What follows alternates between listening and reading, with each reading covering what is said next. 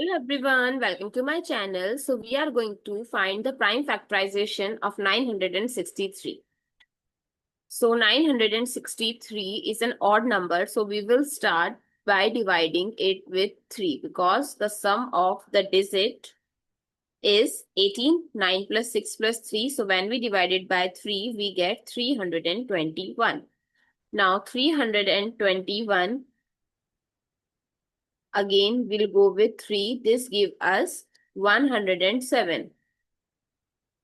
Now 107 is a new question. So it's not divisible by 2, 3, 5 or 7 because it's a prime number. So it will divisible by only itself. So this gives us 1. So what the prime factorization of 963 is 3 times 107, or in terms of exponent is 3 power 2 times 107 power 1. I hope it's clear and you find it useful. So don't forget to share your feedback through like, share, comment and subscribe to my channel. Thanks for watching. See you in the next video.